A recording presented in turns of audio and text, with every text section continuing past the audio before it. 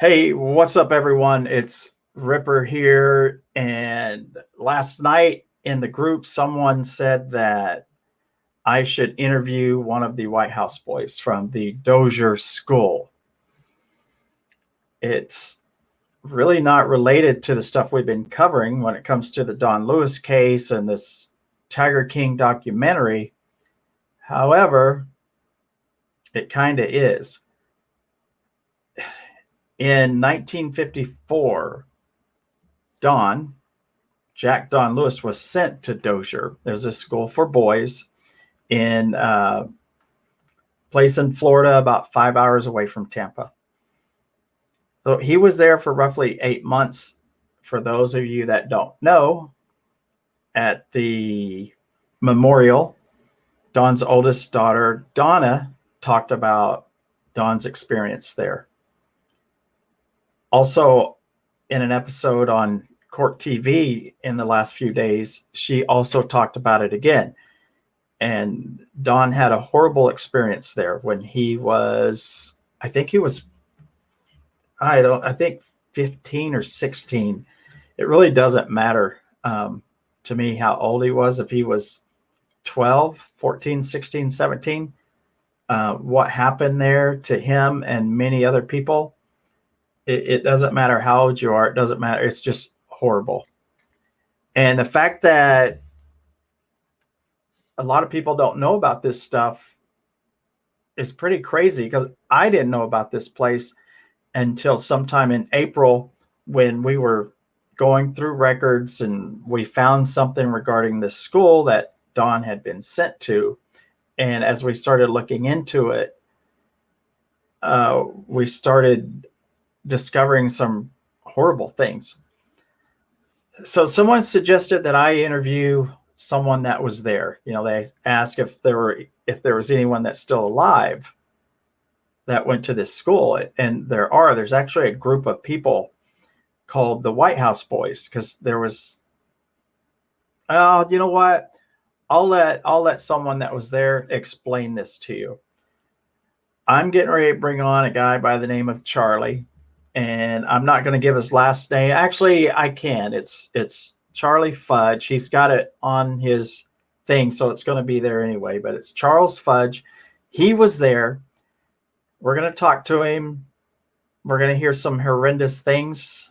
And we're going to look at some documents regarding this place. And we're going to ask ourselves today, do we want to look into this place and see if there's something else going on there that's been covered up? We might want to. We'll see. So let me bring Charlie on here. Charlie is right there. Charles Fudge.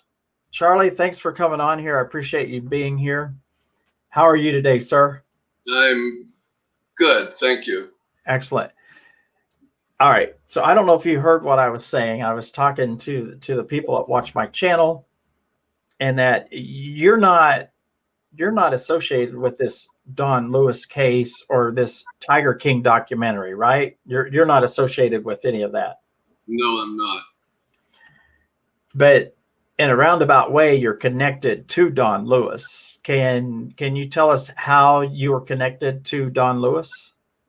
I'm connected from us being abused at the White House. Okay.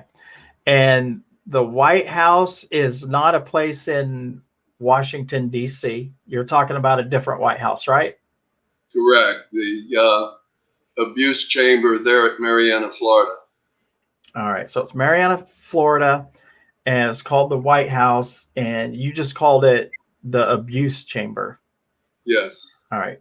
I'm gonna pull up a picture of the White House that someone very special to you sent to me. All right. So that picture there, if you can see it, is that the White House? That's the White House. That's where boys were physically and mentally abused. Okay. Can you explain when were you there at the school? Was called Dozier School for Boys, or just the Dozier School? The Florida School for Boys in 1960 and 61. I was a 12-year-old child when I was sent there. Okay, you were 12 years old. So for people out there, I want you to imagine someone that you know, if you have any kids or grandkids or nieces or nephews that are 12 years old, I want you to picture them in this man's shoes here in a little bit when he starts talking. 12 years old, you were sent to this school in Florida. Yes. And what did you know about the place before you got there? No, I had understood that it was a school where they helped troubled children. Okay. I'm going to see if I can get our picture to get. Oh, I didn't want to do it that way. There we go. I wanted to get the bigger picture so everyone could see it better. All right. So you heard it was a school for troubled children. That's all you knew about it before you went? Yes. Okay. So what happened when you first get there? Tell me your experience. Did you ride a bus there? How'd you get there? The deputy sheriff brought my brother and I there to the administration building.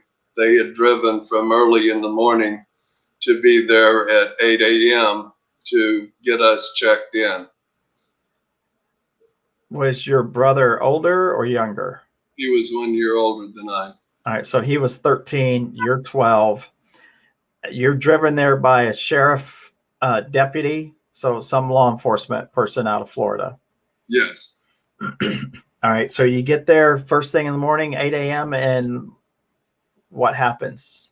Well, we were taken into the administration building and processed, and after the process was sent to where we got our clothing and our hair shaved off and selected for the cottage that we would be in. All right, so did everyone have the same clothes? Did you have to wear jumpsuits or uniforms? We pretty much had the same clothing. Okay. And when you say they shaved your head, did they shave all your hair off? Yes. So everyone that went there had their heads shaved? Pretty much. It was a buzz cut as close as you could get. Okay. We shaved with a razor. Okay. Had you ever had your hair cut that short before? No. So that's the first time. What'd you think when they were cutting your hair off? Do you remember what your thought was? Not really. This was still before noontime and still wondering what was going to happen. All right. So you get checked in. Did they give you said a cottage? Yes. So when I think of a cottage, I think of a nice little place out on a lake, or so. Was it a cottage like that, or was it like a dormitory?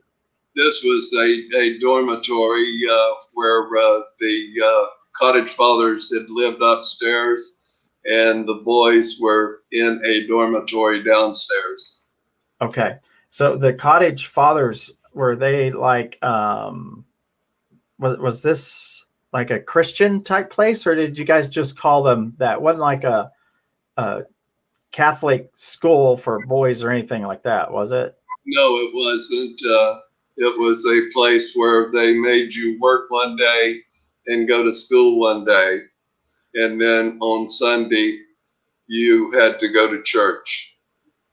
Okay. So you were 12 years old. You would work one day and go to school the next. So out of 6 days during the week. So Monday through Saturday, you would work. Say you work Saturday, Tuesday, Thursday, and then those other 3 days, Monday, Wednesday, Friday, you would go to school. Right. Okay. Did you get well? How much did you get paid for working? We didn't get paid anything. How many hours did you work a day, do you think? probably 8 to 10 hours. Okay. But you guys didn't get paid, or did you get time off or anything? Cause was it like a jail? I'm trying to picture what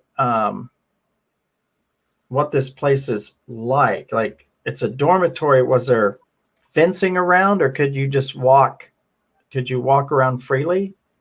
No, you could not walk around freely. The place had no fencing at the years 60 and 61.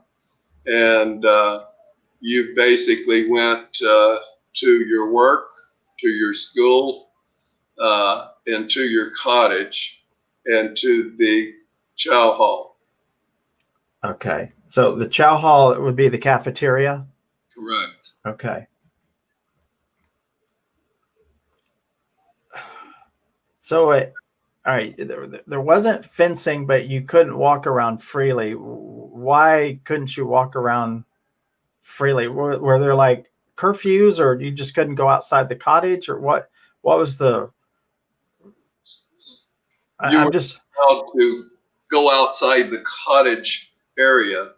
There was a clay court for basketball and activities in each cottage, and you were not to leave that cottage unless you were summoned to go somewhere by the authorities. okay. So you could go outside and play basketball Right, when you weren't working and when you weren't going to school. correct. Okay. How many hours a day did you go to school? 8 hours a day. All right. So it was a full school day, basically, and a full work day. Um, and did you have breakfast, lunch, and dinner? Did they feed you 3 times a day? Yes, Okay. How was the food? terrible. Terrible. Okay. And then Sundays, you would go to church. Was there church there, or did they bus you to a church someplace else? The church was there on the property right across from the administration building. Okay. What was the church owned by the state, or was it a separate place? I'm trying to figure out, if this school is run by the state, if they own a church on the property. It just seems a little weird to me that the state would be running a church when they're supposed to be separated. But I don't know how it worked there. But That was run by the state. The church was run by the state? Yes. Do you know what religion that church was? No, I don't. I don't think it was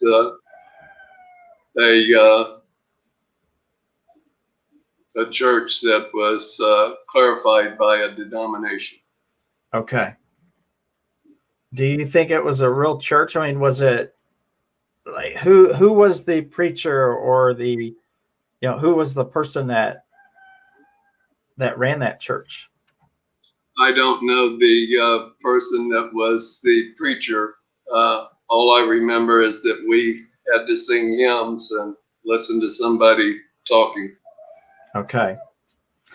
I don't know if you can hear a rooster. I got a rooster out here that decides they must think it's 6 a.m. or something. They're telling you to wake up, Reverend. Yes, it's telling me something.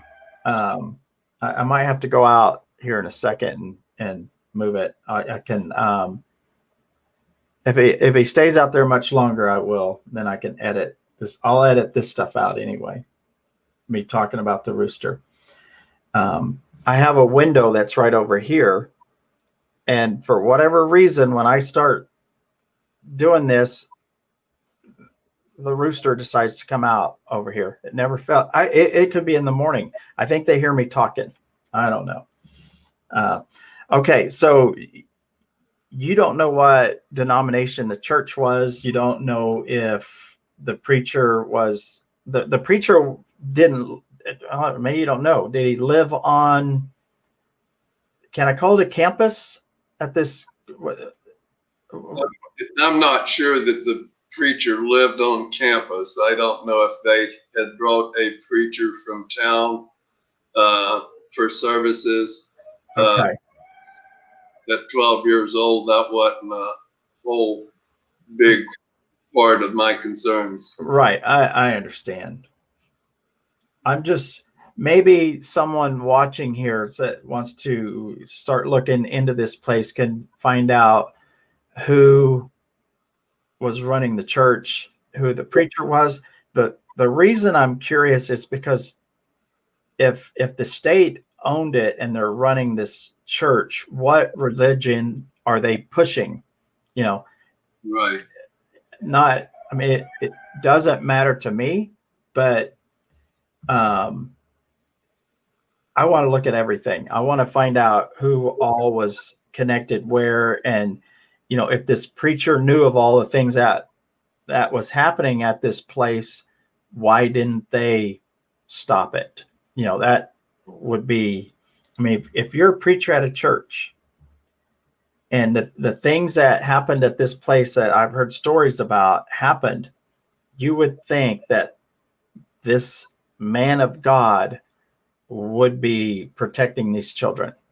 Absolutely. But that didn't happen from, I mean, you don't know of a time when the preacher from the church ever went to the White House and prevented something from happening, do you? No, not at all. All right. All right. So you have school, you work, you eat 3 times a day, you go to church on Sundays, you play basketball. What else? What else can you do there? Was there TV? There was TV in the main room, and there were ping pong tables. Okay. And, things like that to do when we were off of work or out of school. Okay. So far, it sounds like a decent place. You're getting 3 meals a day. They're teaching you how to work for your future life. They're putting some work ethic into you, but you're not being paid for it. So it sounds like, okay, seems like a decent place for troubled boys, if that's what it was for. But we know that's not true. Right. All right. So how long were you there before you first got in trouble? I was there for 3 days. All right. You're there 3 days, and what did you do? The first day I got a disciplinary report. Second day I got into a fight. And the third day I was taken to the White House and beaten severely with a leather strap to the tune of 31 licks by a 6'3", 220-pound instructor. His name was Robert Hatton. The boy that I got into the fight with, his name was Robert Strasberg, and Troy Tidwell, the one-armed guy, gave him 33 licks with the leather strap. Robert, you say Robert Hatton? Stratton. Do you know how to spell that? Tratton. Oh, Stratton. Okay. And Troy Tidwell was the other. So those two guys, Robert gave you 31 whacks with a leather strap. How big was this leather strap? It was about 4 inches in width and probably 20 inches in length. And I would say between 1/2 and 3/4 of an inch thick. Oh man, that's thick. That's like, it was thick. and very hurtful. That would be like a 2x4. I mean, that would have to feel like a board hitting you. Or, I mean, maybe not a baseball bat, but pretty dang close to it, except it would bend because it was a leather belt. So it wouldn't break any bones. It just beat the living hell out of you. Right. I think it was reinforced with some kind of metal to where it didn't bend. Oh, okay. That's what I get for not asking all the questions. All right. So a 4-inch wide belt that's like a 1/2 inch thick and almost 2 feet long. And then it had something inside of it that was stiff so that when they swung it, it didn't wrap around or bend. It was just a solid smack. Correct. And you were 12 years old. Yes. So how tall were you when you were 12? Do you remember? Probably a little over 4 feet, maybe. I have a photograph when I had returned home that shows I was not very tall at all, and was one of the smaller boys there on that campus. How much do you think you weighed back then when you were 12? 75, maybe 80 pounds at the most. So you're 4 feet tall, 75, 80 pounds soaking wet. And there's a guy that's 220 pounds. And how tall? Was 6'3"? At least 6'3". So a 6'3" guy that's 3 times your weight, a couple feet taller than you, hits you 31 times with this leather strap. Did it look like one of those razor straps? Does it? It looks similar to the barber razor straps, but a little wider than that and a little longer than the old razor straps that they used back in those days. All right. So day 3, did you go to this place, this White House? Is that where it happened at? That's where it happened, and it happened in one of the cells that was in there. They made you take and lay face down on a dirty cot, and you had to hold your hands on the top of the cot where it had the metal kind of circular type headboard, and you had to bury your head in a dirty pillow, and they told you better not scream and you better not try to move.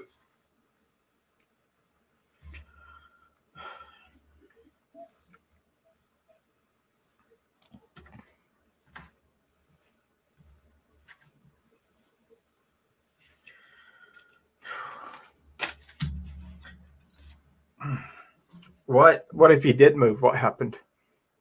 They would take and go to the kitchen and get the bigger boys to come and hold you down.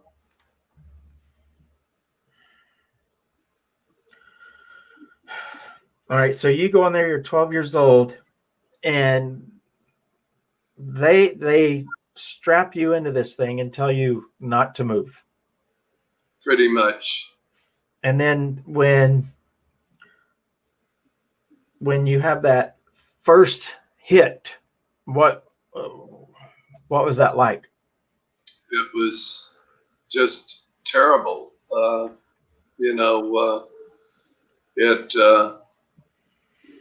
It was something that you wondered how many more you were going to have to endure before they quit. And that was after one. Yes. And you got 31 of them? I got 31. How long in between each one were they? Just like, was it rapid fire or was it like 1, 2? Do you remember? It was just the way you explained. It was one, then they would take and draw back and hit again. It was not rapid. It was a timely thing that they hesitated before the second one hit. Mr. Tidwell, you could tell when his licks were about to come down because it was a concrete surface and he had the leather soled shoes. And every time just before that hit the body of the person he was beating, his shoe would slide on the concrete and you could hear that shoe sliding left or right.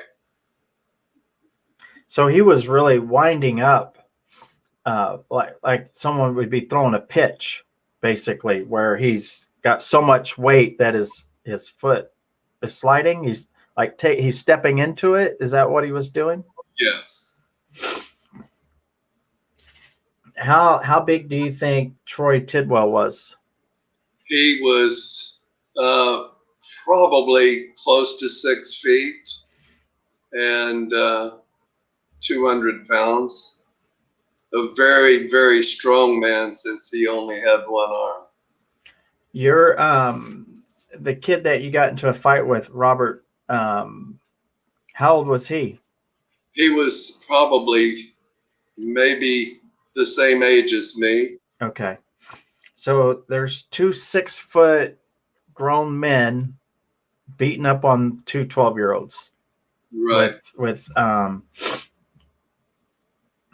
these leather straps. So where did they hit you at? From the upper part of my legs up to the lower part of my back. All right, so it wasn't just in one spot. They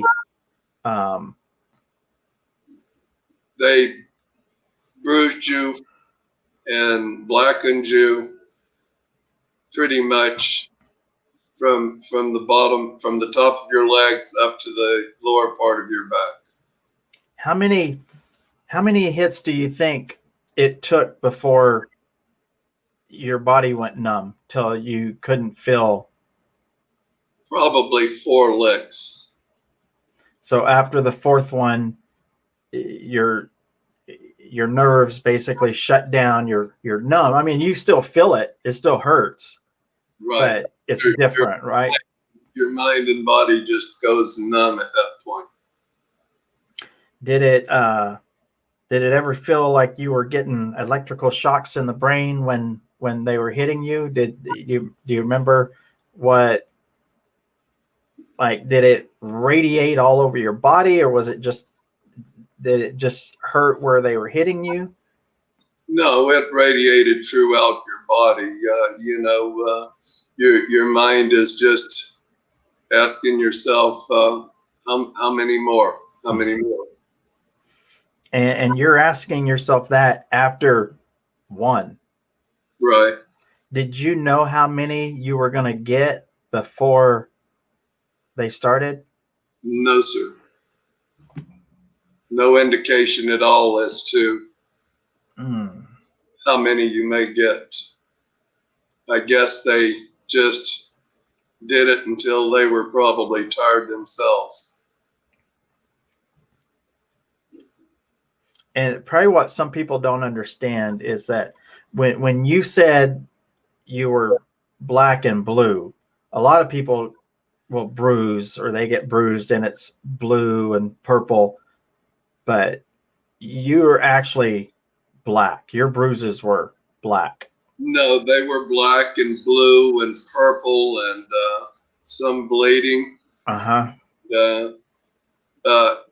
We also called the White House the ice cream factory because of the color of our skin when we left there, with the many colors of black and raspberry and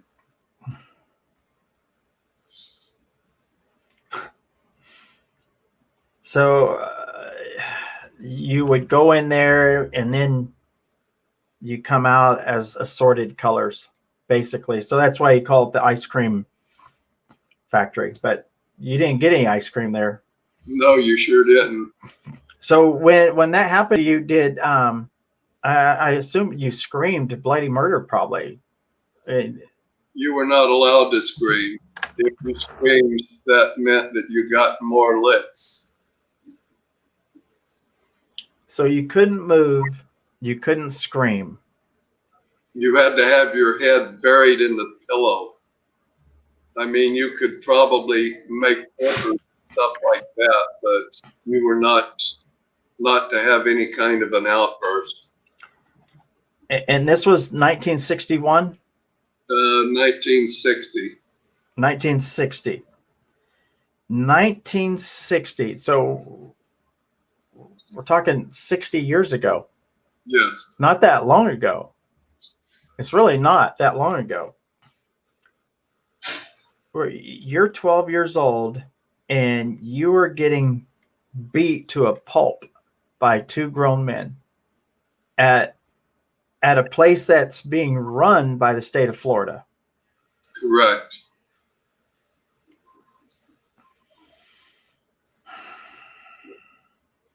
Man, I'm sorry that happened to you and every other person that went there. It's unacceptable. It's horrible. It's horrific.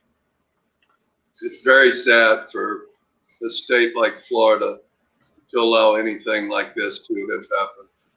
So, and I'm going to fast forward just a little bit, but this school only closed down like 11 or 12 years ago, right? Correct. I think it was 2009 when it closed down. That's my understanding. Okay. And do you know if these things were still happening in the 2000s, or do you know if things had changed?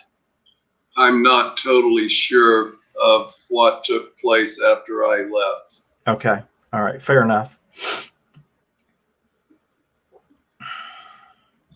All right. So you get 31. Matter of fact, here, I'm going to pull up this picture because I did go there recently, and you and I met there. You showed me around the place, and I went into this White House, and they have these things in there. All right, so this picture right here that you're looking at, that's me. Can you tell me what that is? Where I'm at? That's one of the chambers that was used to take and beat the boys in. Okay, and I don't have a picture of the other side, but the other side was just a door. It's just big enough for like a door, and it looked like it had some metal things in there that had been cut off. What was there where the door is? There was a fan at one time in that building that they would turn on before they started the beatings. And that fan was so loud, it literally scared the hell out of you when they turned it on. Just the fear of what is going to take place. Those the doors going into these cells right here, were they bars? Were they look like jail cell doors, or do you remember what they look like? I remember that they were not bars that went into the room. They were kind of open. Okay. For you to get in and lay down on the cot that they had. Okay, so they didn't have like a door that you went in. They were just open cells. Holes in the wall, right. All right, yeah, because that's the only that was on the opposite side of the door. And of course, what I was doing is I just wanted to, it was hot in that building, and I just wanted to see if there was any air coming through the window up there. So I put my hand up there, and then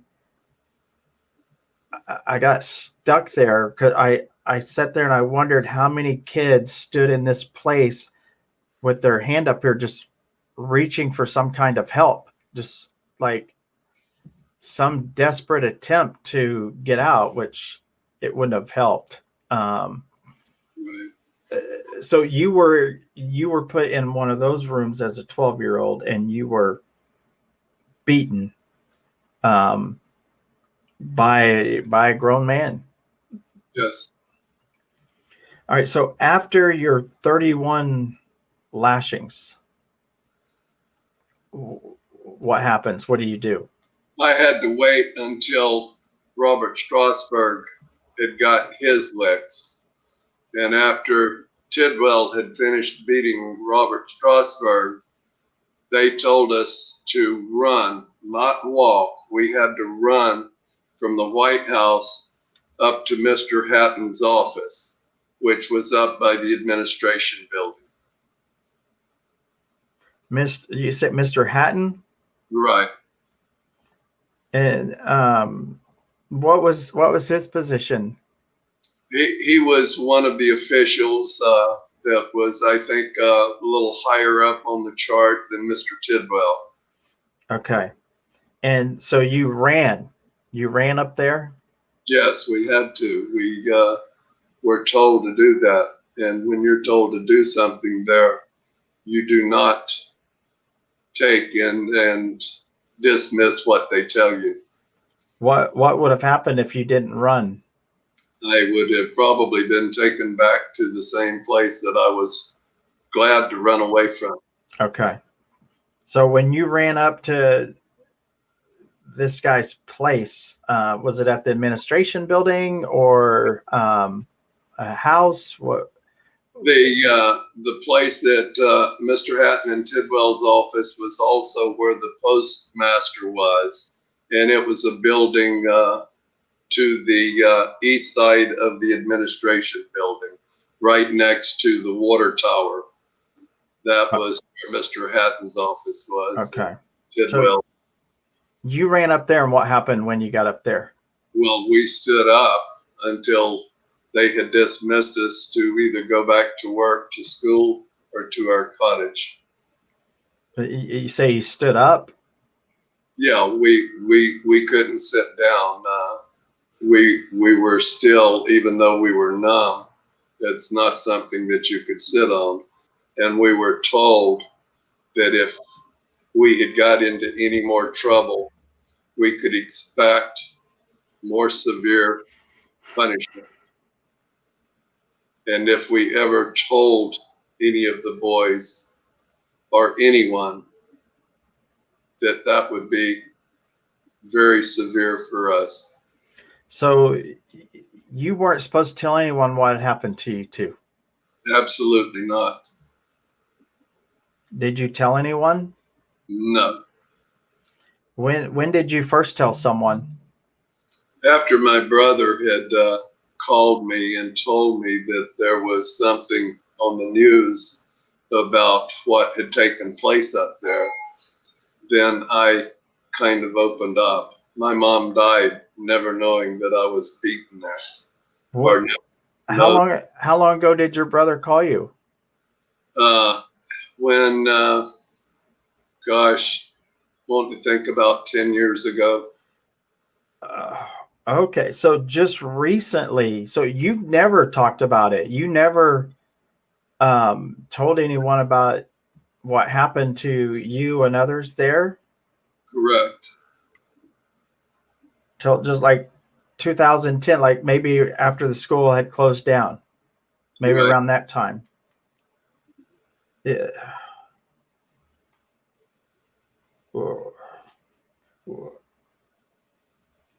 So 50 years later,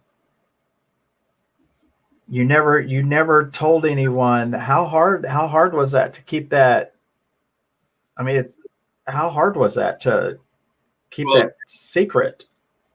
Well, you live with that pretty much your whole life, and it's not something that you really talk about until the official White House boys started an organization, and we have kind of opened up to each other to felt of the time that we were there and how bad it was. Yeah. Yeah, I mean, I guess it wouldn't be something that you would just want to come out and tell anybody. It's nothing to be proud of. I mean, it really isn't. It's a horrible experience. It's it's not something you go out and hang out with your friends, or you go on a date with someone. You're like, hey, by the way, this happened to me when I was 12. So were you scared? Like as you were growing up 20, 30, 40 years old, were you ever scared to talk about it? Were you scared that maybe Tidwell or this Robert guy or somebody might track you down if you told someone about it? I didn't talk about it for the reason that fear, I guess, has been in me my whole life of what the repercussions would be if I had ever told anyone. Yeah, I don't think people are going to understand that you could be 40 and 50 years old and still be worried that these guys are going to be able to do something to you. I don't think people are going to understand how that affects your psyche going through that. But even when you were 50, you worried that if you did tell somebody that something could happen to you. Well, yeah, the police or the officials or something could come up with something that put you in prison for, Right. It's quite possible. It's not far-fetched at all for something like that to happen, but to think of it would be normal for what you went through. So the thing with Don Lewis, he went there and he eventually told his wife, Gladys, he had told her what happened to him early on. Like he didn't wait, 10 years or 20. He told her fairly quickly, but his story is a little bit different than yours. And he was there in 54. But when he went, his was there. He got beaten and raped. Have you heard of any stories of boys there being raped by anyone? There have been some of the boys that's in the group that has spoke about rape. I had a brother that was there twice in 56 and 58, that was the most handsome boy in our family. And I would bet my life that he was raped because of how handsome he was. So if they were good looking guys, they would probably get raped. Yes. So Don Lewis was a good looking guy. He was like a James Dean type guy. I mean, he was a good looking guy. Was there a nickname for guys like that at that school? Not really that I'm aware of. You call them pretty boys or anything like that? I think your buddy Roy might have said that, but it might not have been at the school. That it might have just been, in chatting with him. He said, "Oh, he was one of them pretty boys." But so your brother was better looking than you, Charlie? I don't know if I'm gonna believe that one. I think you're pulling my leg. No, he actually looked like Elvis Presley. Really? He was one handsome guy. I mean, he was a ladies' man. So he got sent there twice. And do you know how many times he went to the White House? My guess would probably be 7, 8 times. Oh man. Is he still alive? No, he took his life at the age of 24.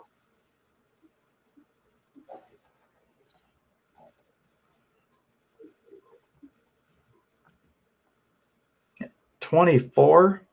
Yes. How much older was he than you?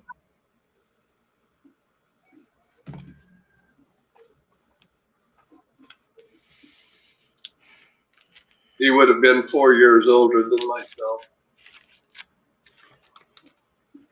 So you were 20, and you had three brothers? I had 6 boys in my family and 6.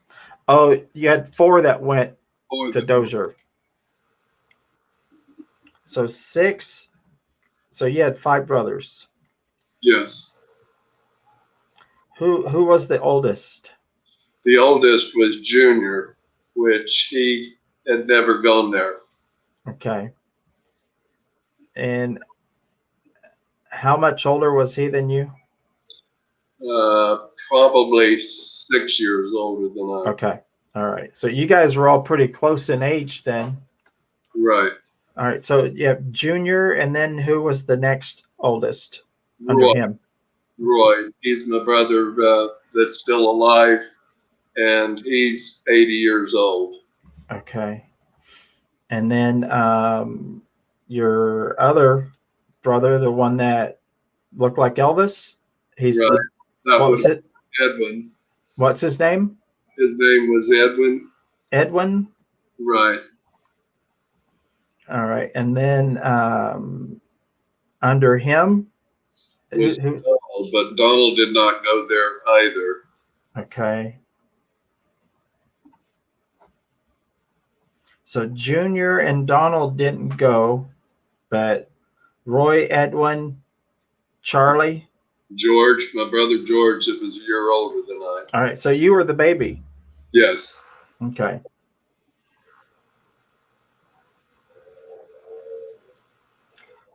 Wow. Yeah. You guys were really close in age because Junior was 6 years older than you.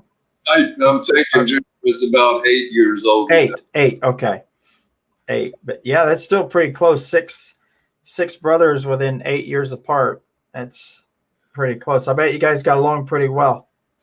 We had our differences. We were a poor family, and you know how brothers will have differences in life. And I do. we loved each other. I can certainly say that. We certainly loved each other. Right. So do you think Edwin's suicide, I guess, do you think him going to this school had something to do with that? Absolutely.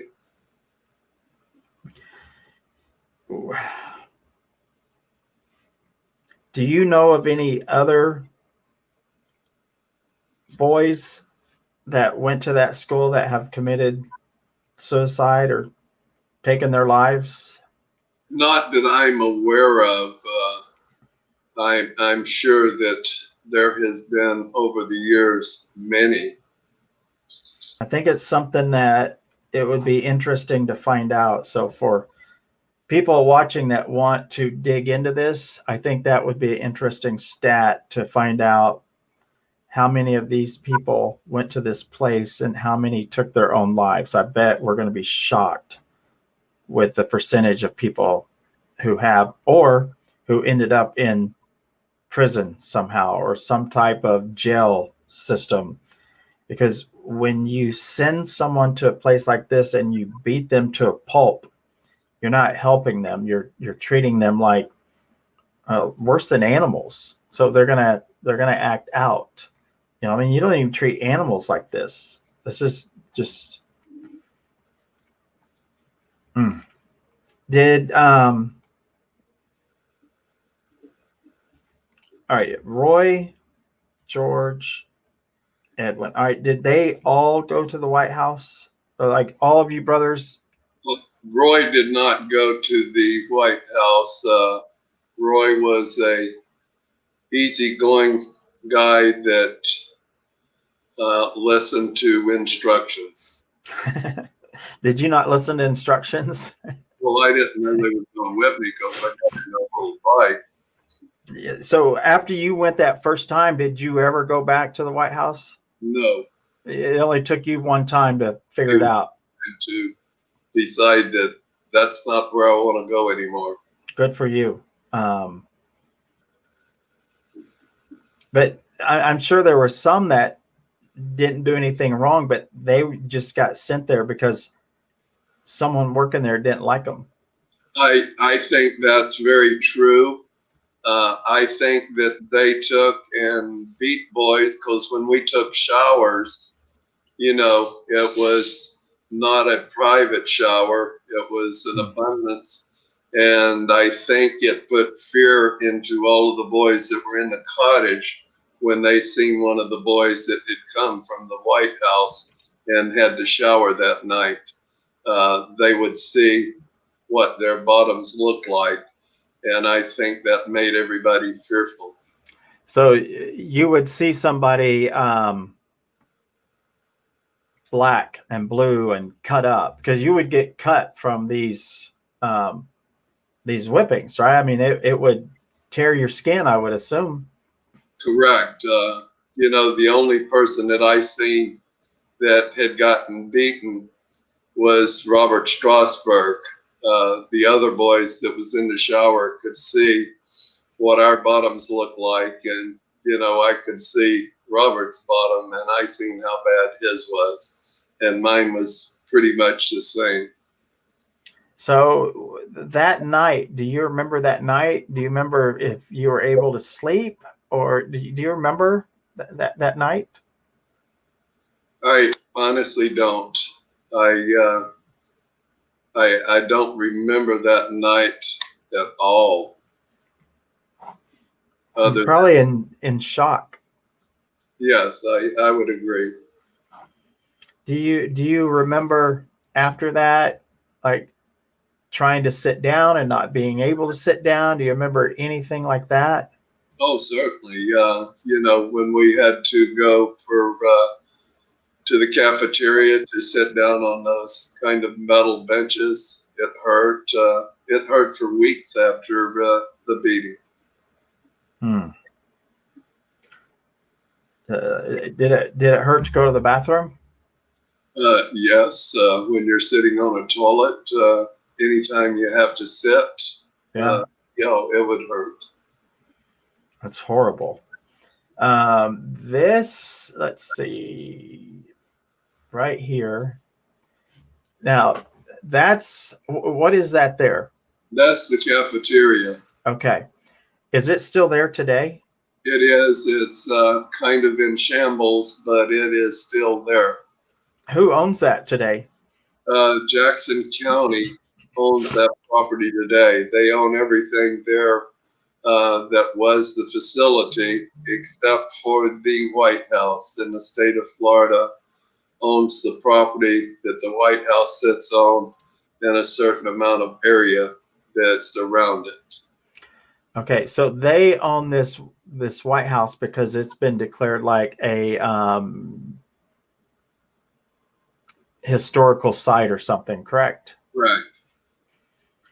But this cafeteria here is owned by the county, and apparently they're not taking care of it. That's correct, but they're not really allowed to do anything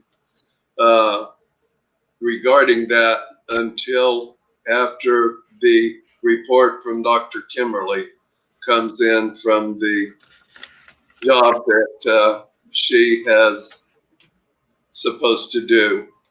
All right. We're going to get into that. We're going to get into that stuff because your story is very disturbing. But believe it or not, there's other things that are just as disturbing, if not more disturbing.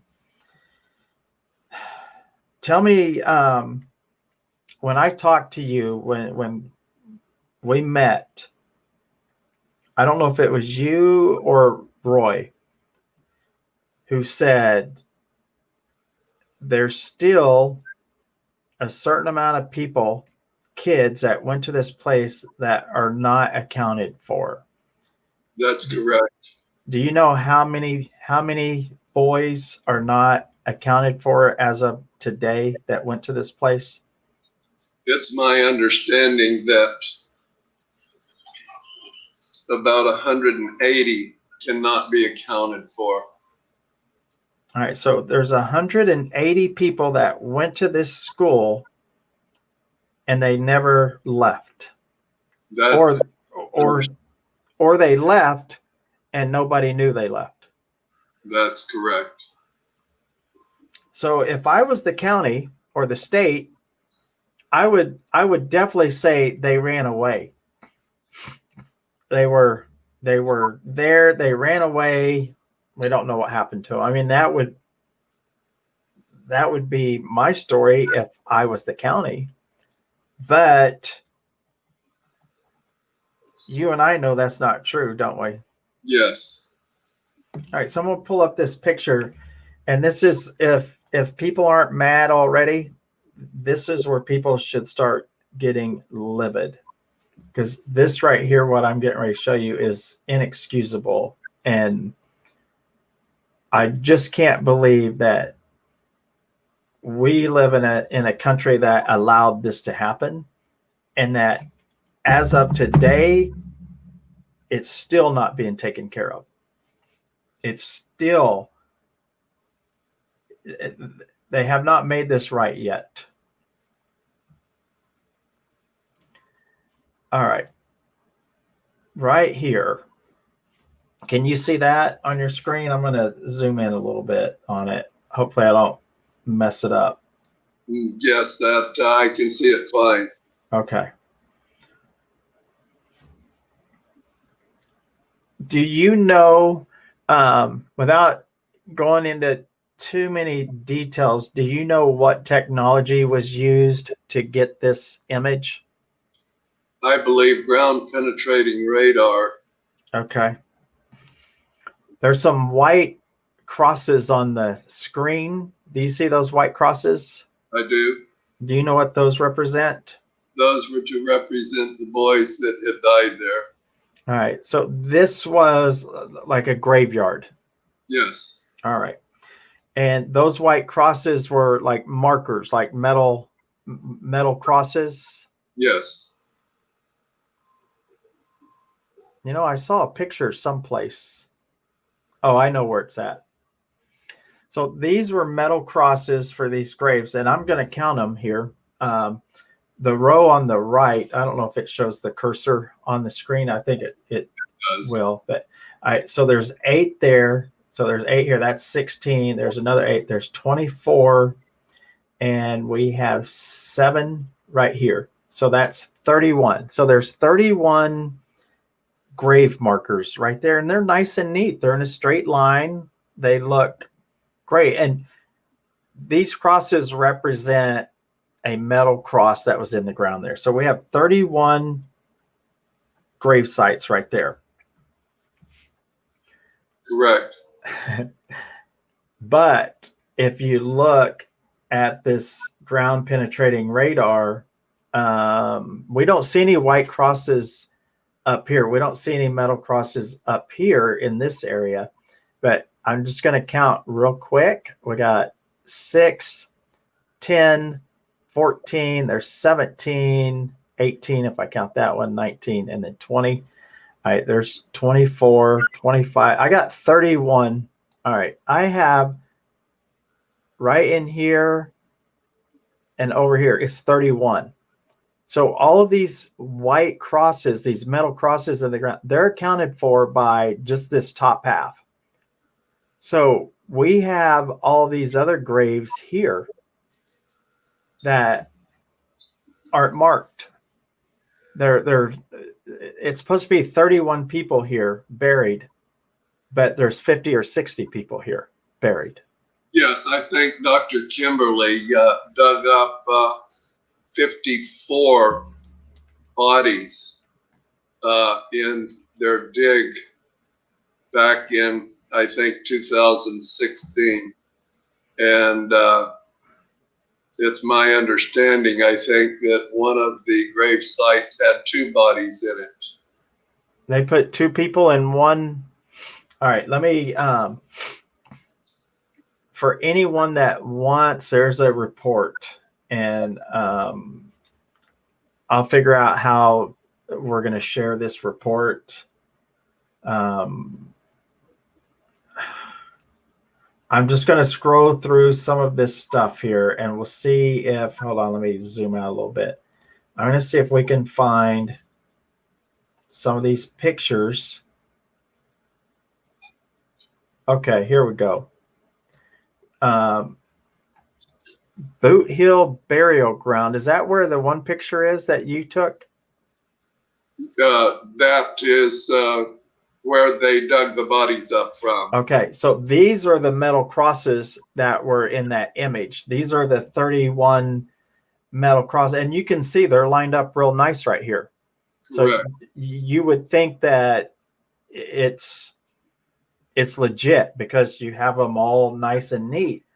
But what we know by looking at that image with the ground penetrating radar is that there's bodies outside of this fence or whatever this place is, and far beyond this. There's bodies all over out here in this area.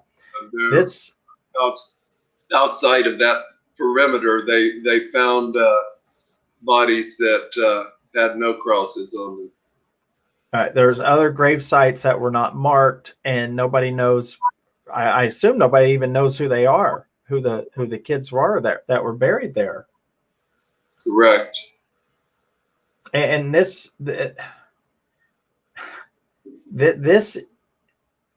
was run by the state of Florida. I want to make sure that people don't forget that this was run by the state of Florida, not by some slumlord of some type of prison system or whatever. This is the actual state that ran this place. That's correct. I want to see. I know I saw when I was going through this real quick. I saw some pictures that I want you to look at. They must be after. All right, they are. All right, so that.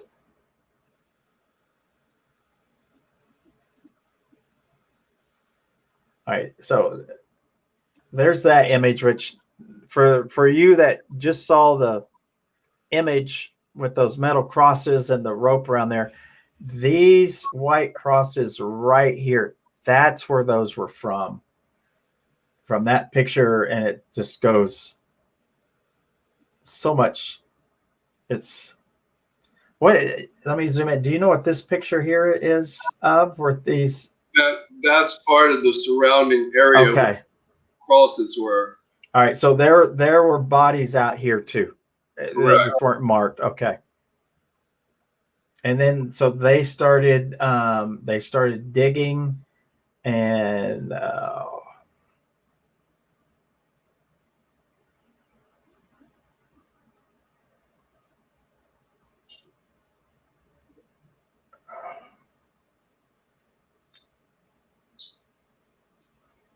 okay, tree stump. Man, some of this stuff I don't know if I want to see it, but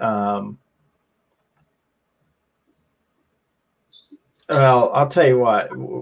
We have this report that people can read.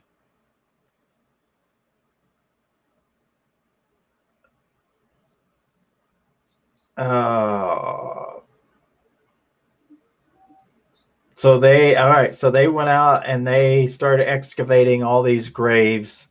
Did they identify? There's a wooden coffin right there. Yes, they identified some of the boys, and those boys their remains were sent back to the family members. I think there was 7 that they were able to identify, and they were sent back to family for a proper burial. 7 out of the 53? Right. That's unacceptable. Yes. So do you know what these syringes are for? Was there a hospital there at that place? There was a hospital there on the property. It was on the white campus. At the time I was there, we were segregated, and the hospital and the dentist and all was on the white campus. All right. So there was a white campus and I would assume a black campus. Correct. Did the boys from the black campus, did they get to go to the dentist and the hospital or clinic or whatever? That I'm not sure of. We were not allowed to speak to each other back in those days. If we had spoke to a black kid or vice versa, that was an automatic beating at the White House. Oh, you couldn't talk to.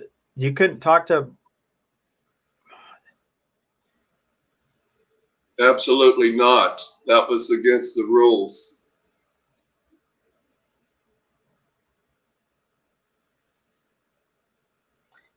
If you talk to a black kid there, you would get beaten for it, and they would get beaten if they talked to a white kid. Exactly.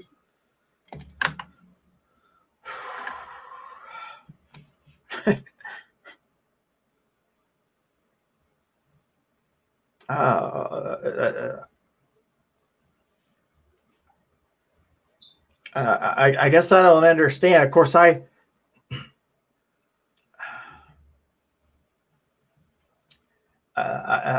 don't understand it, but I guess maybe I need to research Florida in the 60s and see if that was a thing. Maybe it was.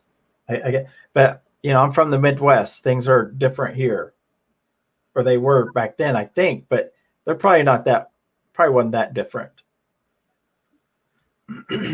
All right, I don't know what. Oh, hold on.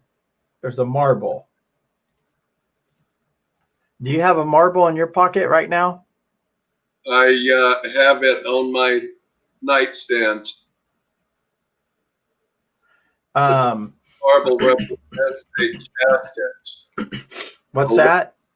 I said that marble that you see there represents a casket that they dug up of a little boy with a marble in it. Tell us about what the marble represents. What is it with the marbles? Because Roy said he had one in his pocket.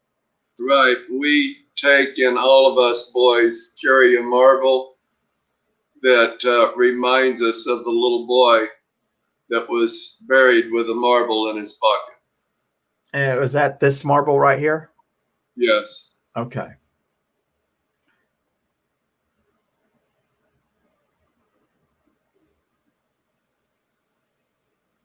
This metal ball, is that like a bullet? That is. That was a piece of buckshot that was pulled from one of the grave sites. And it looks like. Okay. What would buckshot be doing in with a body? Do you know? That would probably mean that the child was shot. Were they shooting people there? The farmers and all, I think there was a bounty out for any of the kids that had run away from there. And I think it's my understanding that if they saw someone running through their fields or anything, if they shot them, they would get a reward if it was a runaway from the campus. What if they killed them? Would they still get the reward? I'm sure they did. Does that sound crazy to you? Absolutely. Do you know of any boys that were there that they were there one day and then next day they're gone? Nobody ever heard from them again? No, I did not know of anybody that had run away. If you knew somebody that would even talk about running away, that would be a beating for you. So if you had a conversation about it, someone running away, you get sent to the White House. Yes. If you knew about it and did not take in what we called were pukes that would take and get other boys in trouble. So if some of your friends started talking about running away, if you did not report it, you were beaten for it. And one incident, a friend of mine named Sanders that was sent up from Tampa, he and I was out playing one day, and we had this big old opening behind our cottage. And he and I said, boy, it'd be nice if a helicopter would just take and land here and pick us up and take us away. Well, that message got back to Mr. Hatton, and Mr. Hatton had called me into his office and was going to give me another beating. And I told him, I said, Mr. Hatton, I says, we're two young boys that are dreaming of a helicopter landing and picking us up. We were not talking about running away. And he said to me, don't ever let me hear you mention anything about leaving this property.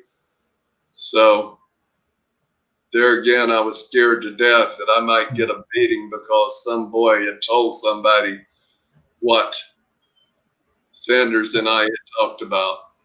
So you guys were talking about it, and someone went and ratted you guys out, and you almost got beaten beat. for it. We're daydreaming about a helicopter landing and picking us up, knowing that that's not going to happen. Right, right. You weren't planning some kind of escape or anything like that. You were just having a conversation how it would be nice. Conversation about how nice it would be to get us out of there. Yeah, yeah, right. I'm not going to go into all these stats and stuff here.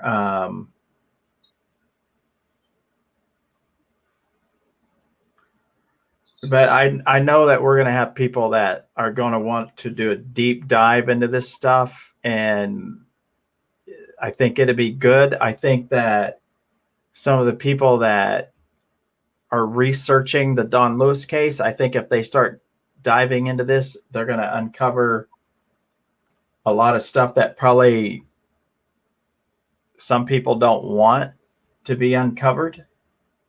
Right.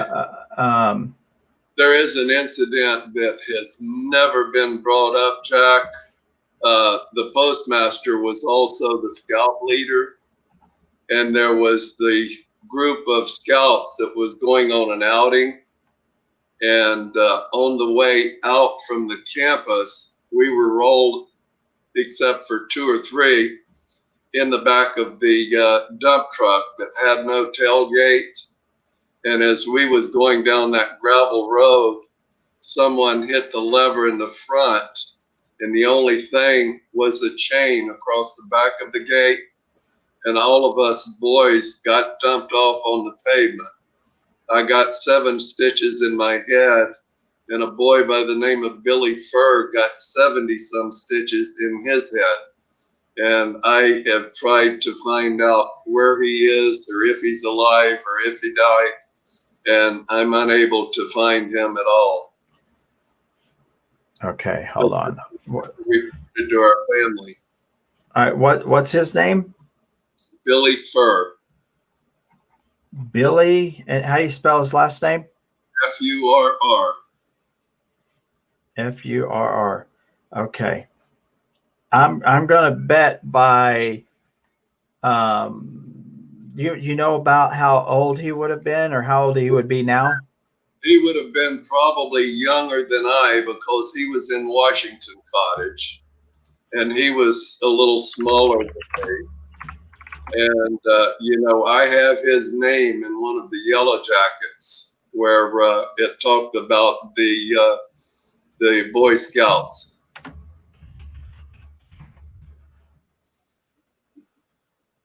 You think he went by William? I know in the Scout it was Billy Furr. Okay, it was Billy, not William. Right. Any middle initial or anything like that? All I knew him by was just Billy Furr. Okay, and it's F-U-R-R. Correct. Well, I will try to look up one of the Yellow Jackets when I was there that talks about the Scouts and who's in that group. And I was in the group with Billy Furr. Is there by chance any like a picture?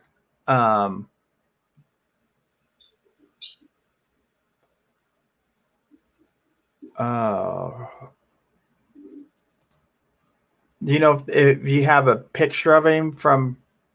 I don't think he was ever posted in the Yellow Jacket other than just his name as being a Scout. Okay.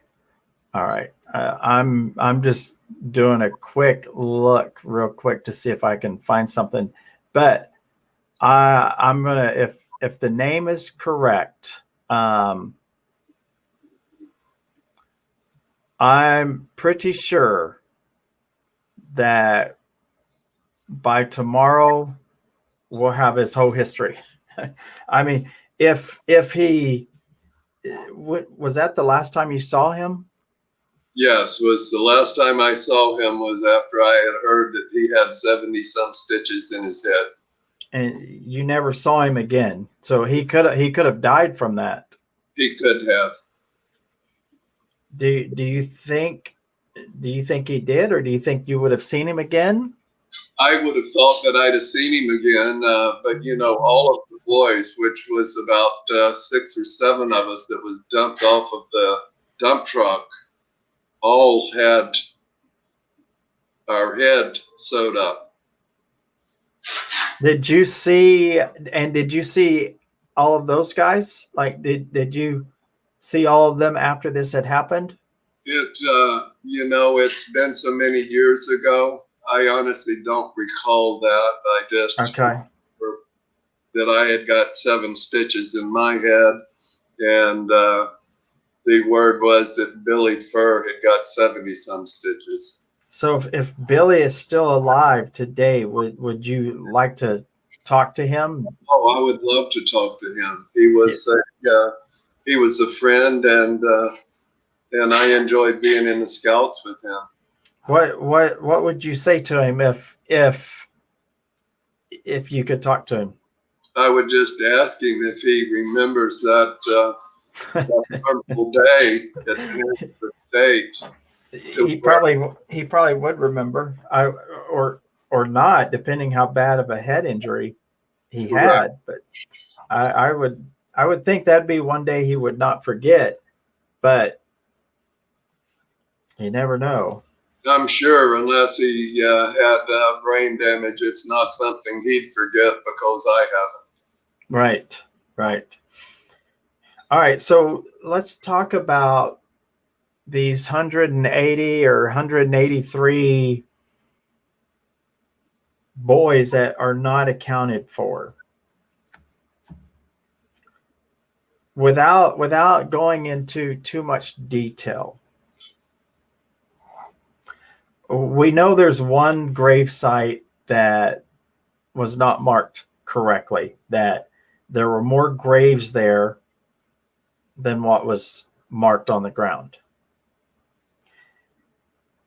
Are there any other grave sites out there that have been found that were unmarked? Are there any other places that have been found that they've dug up bodies? Not that I'm aware of. No, they've not found any others that I'm aware of. Okay.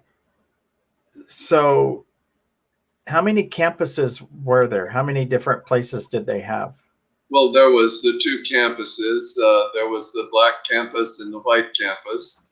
And we had a lot of farmland. We had a lot of land for animals that were on the black side. They had the pig pens over there, and the milking cows, and all of the livestock was on the black campus. On the white campus was the farm crew that I think that property went all the way from where it is now down to Interstate 10 at one time. because I think all of the farming was done behind the cafeteria out in the fields. So they had cattle, pigs. I assume they had chickens, I'm sure they did. goats. That I'm not sure of. Okay. We were not allowed on the black campus, and the blacks were not allowed on ours, except for when they were taking and bringing laundry. The tug driver that was bringing laundry to the different cottages, I remember he was black, one of the drivers. Okay. So they did the farming. What kind of work did you all do on the white campus? Well, they had various jobs. I mean, they had people working in the hospital, people working in Okay. they would have school monitors that worked for the school teachers. My job when I was first there was I was on the lawn crew, which we had to take care of the grounds with the old push rotary type mowers that you No push. gas. Right, no Yeah. gas. The only gas had to be you. Right. And my brother George, he worked on the field crew, and my brother Roy, when he was there, he worked in the laundry. And I'm not sure what my brother Edwin worked on. Okay. They had pigs over at the other campus. That's correct. Do you know what they fed the pigs? No, I don't, but I've heard stories from one of the black survivors that they had actually fed humans to the pigs. I'd heard that also in my I only looked into this a small bit when I found out that Don had been there. But that was one of the things that I came across is that the pigs were used to dispose of bodies. And Yeah, I believe it. I believe it as well. I certainly believe it. You know, the pigs would eat anything, and Mm-hmm. if you wanted to do away with somebody, uh, that would definitely take care of it. Yes, it would. Um, let me ask you something. That this is it was 60 years ago when you were there, and there's so many people. Like, how many White House boys are there in your group? With all of us dying at a fast pace, I would say there's probably 200 to 300 of us that's left. Okay. So people that are going to look into this, you need to hurry up because these guys are dying at a fast pace per Charlie. So if you're going to look into it, let's jump on it. Okay, but before I talk about the state of Florida, I want to talk about we have pigs that can get rid of bodies. We have bounties. If someone escapes, we have farmers that would shoot someone apparently. And then we have a grave that has more bodies in it than what's reported. Do you think that there could be another graveyard, a mass graveyard out there somewhere on one of these campuses? I certainly believe that. Would if I said give me a percentage of, like you're 100% sure there is one, or 80, like what kind of percentage would you be willing to give me that there's possibly another mass grave somewhere out there? I would say 100%. That's pretty certain.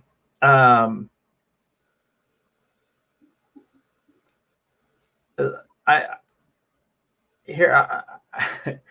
let's just say for people watching, I've talked to Charlie before. Charlie and I met not that long ago at this place, this school. And I'm going to say that Charlie is 100% sure for a good reason. And I'm just going to leave it at that. I think that's okay to say, isn't it, Charlie? I think. Yes, definitely. Yeah. So it's something that needs to be looked into. And, if there's going to be a group that decides to dive into this, it's something that needs to be discussed. But also, you got to be really careful because this town, it's a small town. It's a tight knit town. There's, if you drive in with an out of state license plate, it's like the whole town knows it all of a sudden. It's really weird. If someone sees a stranger in town, other people start knowing about it.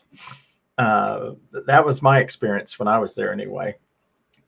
But I didn't meet anyone that, there's not like scary people there, but it was weird how things traveled really fast when I was there. All right. The state of Florida, you have a group of people called the White House Boys. Do you guys have a website? Yes. What's the website? It's the official White House Boys. All right. The official White House Boys, like .com or .org? That I'm not I'll look it up. familiar, but Diane says it is crashed right now. Okay. Well, we'll find it. Diane, send you ways to probably get to it. Okay. All right. Yeah, we'll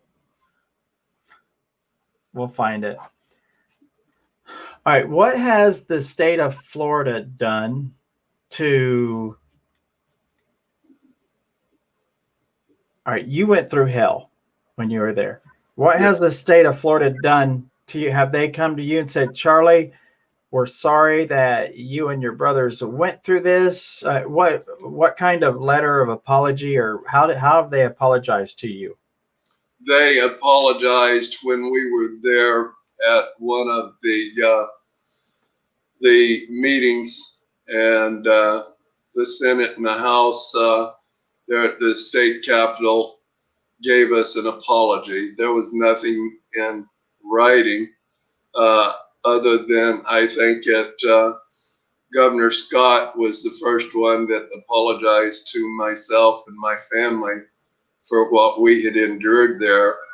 And at a later time, we got an apology from all of the committees there in Tallahassee.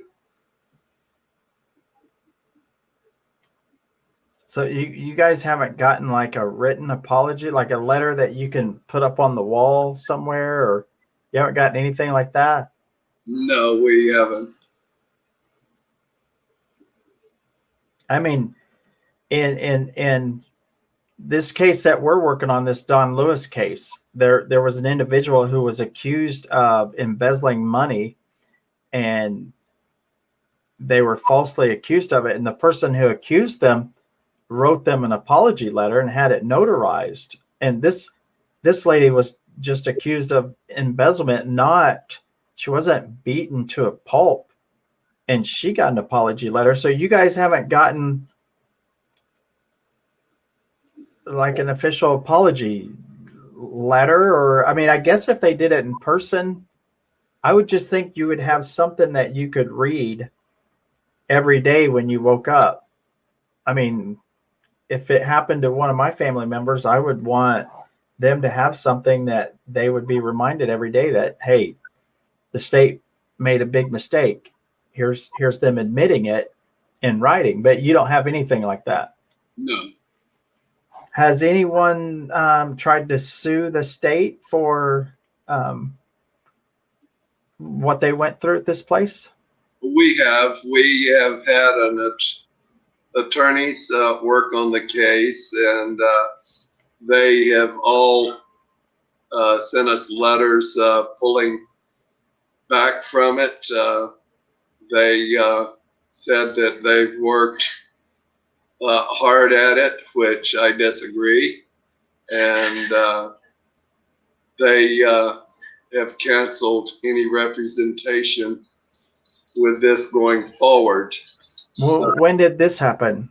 This happened over the last 4 months. Oh, so just recent. Correct. So is there a lawsuit pending right now? There is not a lawsuit pending now because of the attorneys withdrawing.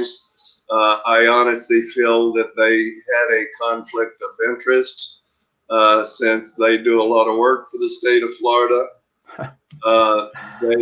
I don't feel represented us in a way that would be beneficial to any of us boys. It wasn't in your all's best interest. No, they were not in our best interest at all. Anything that we got accomplished, we accomplished it by ourselves. So the attorneys that are representing the White House boys also do work for the state of Florida, which is who you all are suing. Right.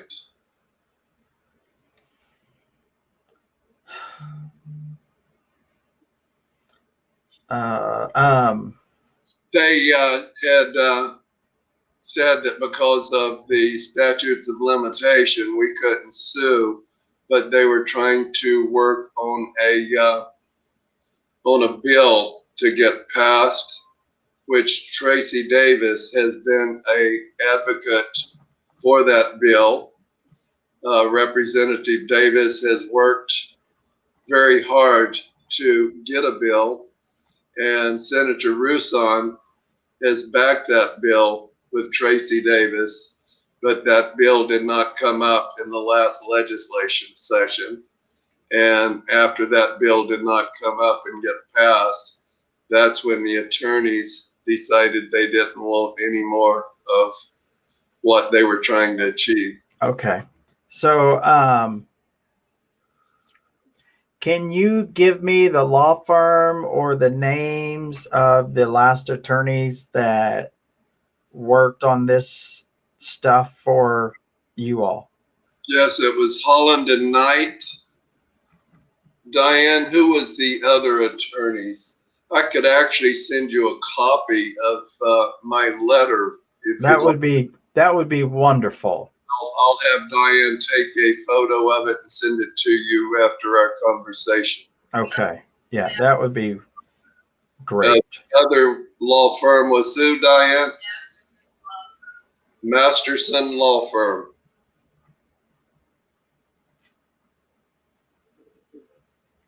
So these law firms, did they get any publicity out of this? Like, did they go on TV? Were they ever on the news? Or when these bodies were being found, did these firms, did they get any camera time? Not that I'm aware of. Okay. I don't recall them on the news representing us at all. Okay. All right. Well, there's going to be some people that are going to want to look into these firms and see what connections they have with the state and just how close these connections are with the state. And if they're really close, it's not going to look good. And it probably won't end well for people if they are connected to the state somehow. But people will find out. I mean, this is what they do. They dig and they find all this crazy information on people and how they're related to organizations. It's amazing what some of these people can do with all the technology we have these days. Right. Let me see what I had some questions for you, and I don't know if we went over them, but let me see. Oh, yeah. I'm glad I looked. Are there other schools that are open today that are similar to Dozier? It's my understanding that the Okeechobee School for Boys, that was also in the earlier days, was run just like the school at Mariana, but I think it is now being operated by Eckerd's with a different staff than back in the 60s. All right, but that school is still open It as is of today. as of today, but I think the name has changed from the Okeechobee School for Boys to something else. Okay. I will have Diane look that up and send you that as well. Okay. You can, but I bet that but as soon as people are watching this, they're already pulling it up. I guarantee there are people already pulling it up, and it would be interesting to find out, to talk to some of the people that have been at that place the last few years to see what happens there. Because I did see a video from 2008 or 2009 from Dozier, and it did not look very good. It did not look like a good place in 2008 or 2009 from the video that I had seen. So I hope the stuff that you all went through is not happening someplace else. I hope it's not. That's my hope as well. And if it is, it needs to be exposed. It needs to be uncovered. Right. I think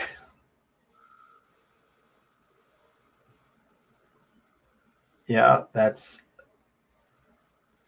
that's it. Like, do you know how when, and you might not know when the last report of some type of abuse happened at Dozier? Do you know? I don't know.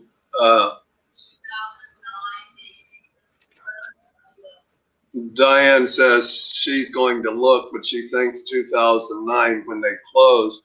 Yeah. Let me bring one more point to your attention, Jack. Okay. There was one casket that was shipped to Pennsylvania with the boy's body to be buried in the grandmother's grave site. And Dr. Kimberly went up and they had the casket pulled up and there was no body in it. It was just boards in that casket to give some weight to it. When did this happen? That happened during the finding of all of the other bodies. Dr. Kimberly went to Pennsylvania, had the casket dug up, and in that casket, she did not find the body, only just boards. So this was supposed to be one of the bodies that was recovered. This was supposed to have been one of the boys that, when he died, was shipped. Okay. So back then they shipped him there supposedly, but no one opened the casket, and it was just boards, not a body. Right. Where's the body at? That's something that none of us understand. Oh my gosh. And I wonder how many other caskets were shipped out to places to be buried. Right. We're all old, and our parents and all have died. And, there's so much stuff that is hidden regarding this property and the people that ran it for the 100 years. This is something that deep down, I wish the federal government had have gotten involved in years ago. They never believed any of our stories until the last maybe 2-3 years. All right. this casket being shipped to Pennsylvania and not a body in there is very, I mean, all of it's disturbing, but that's disturbing too, because there's so many bodies that were probably shipped out that families thought they were getting a loved one back and they just got boards. And that means there's a body someplace or fed to the pigs or who knows where. It's too much. Right. It's too much. It's well,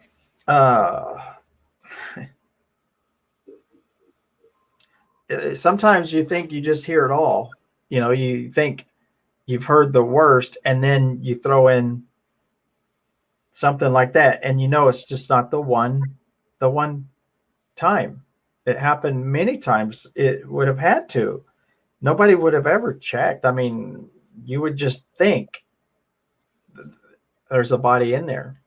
And so that family paid who knows how much money to have that buried. You know, if it was $2,000, $3,000, $4,000, as probably a family that didn't have that money anyway. Right. And they just paid $3,000 or $4,000 to have some lumber buried. Mm-hmm. I mean, so,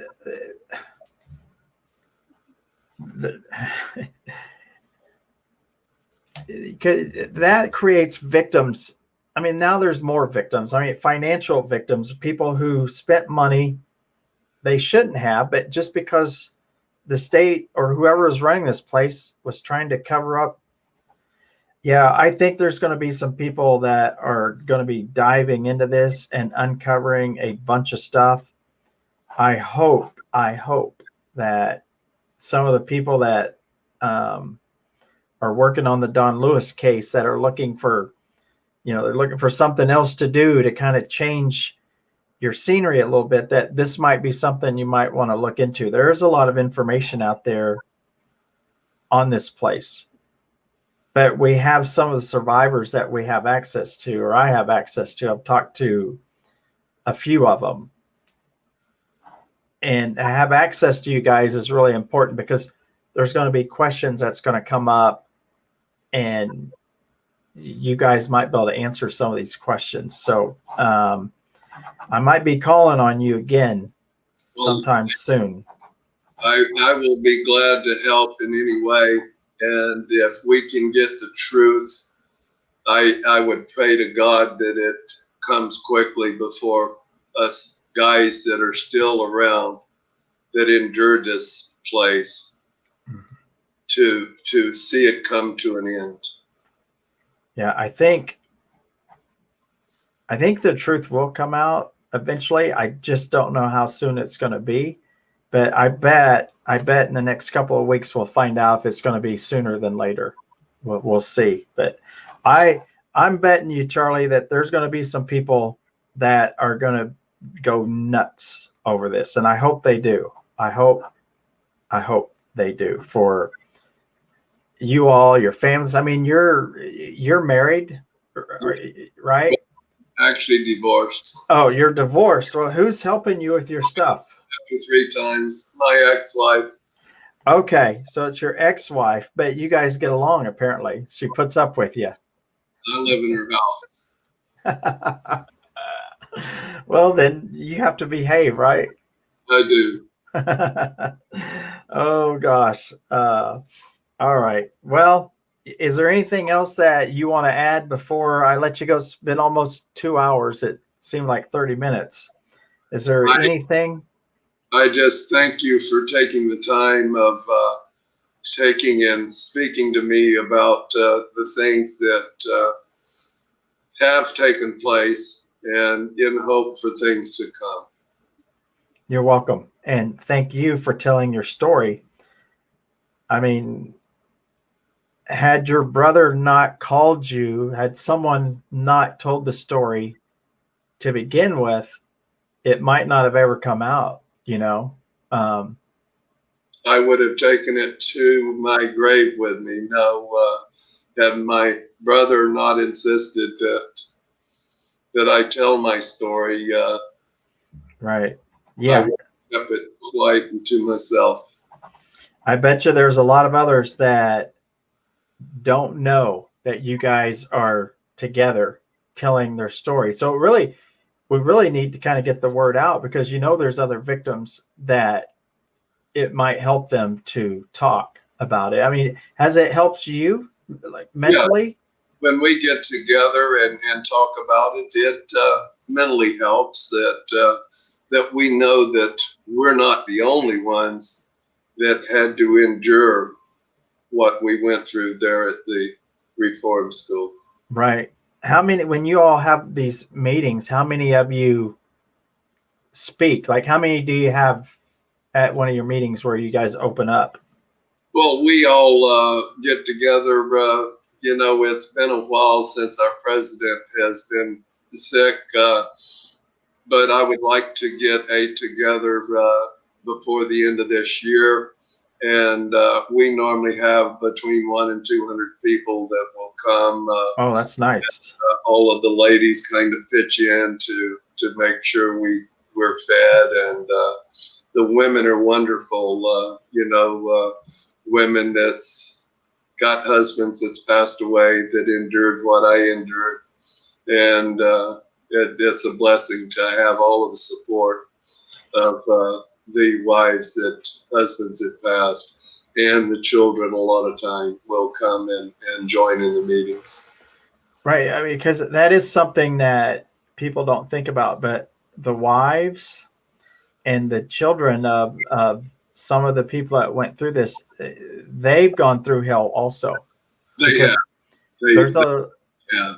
there's a lot of mental issues that comes from these traumatic experiences that you all have been through, and it affects you for the rest of your life in relationships, and relationships with kids, and it affects everything. So the wives and kids and other family members, they're part of it too. I mean, they have suffered also, maybe not physically, but they have to put up with a lot. There's a lot there that people don't realize.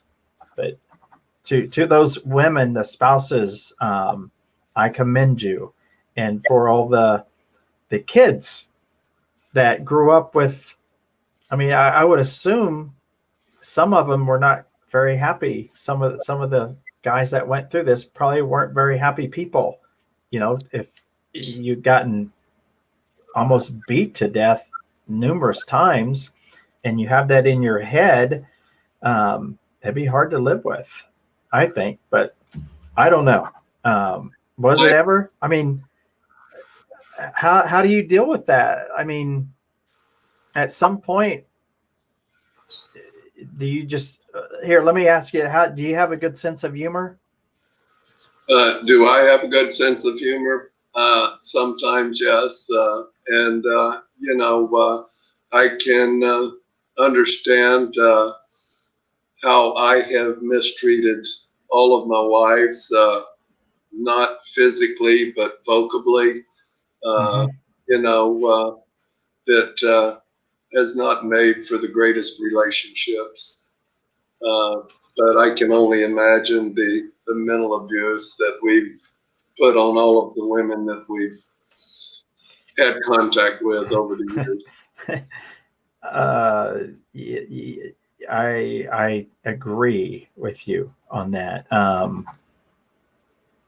It'd be hard to trust people when you go through something like what you went through. It'd be hard to trust. I mean, anyone, I think, because you're 12 years old.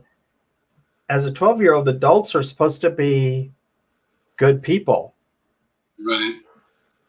And you go to this school, and these administrators or whoever, these people that are supposed to be good people, totally just demolished any of the trust that you would have had for people in their role, I would think. But that's a horrible thing to think about. I mean, did you have trust issues? Yes, I sure I still have trust issues. Right. Yeah. you know, that's something that you live with.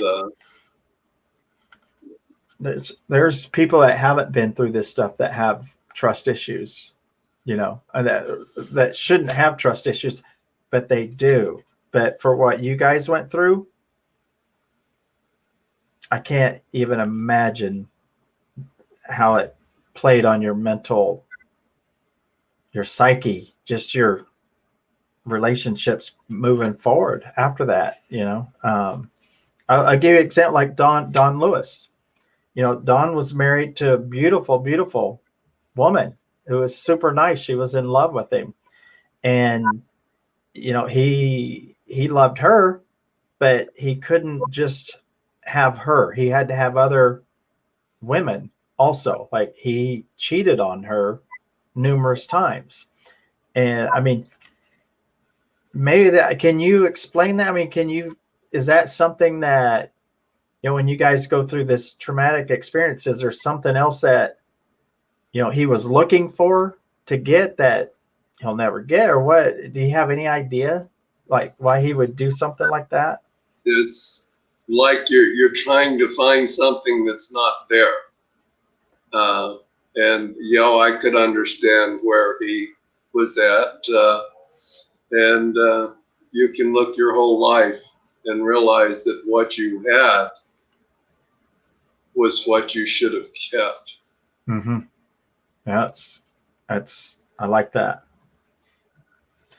I think on that, I'm going to end it, because I don't think I can top that statement right there.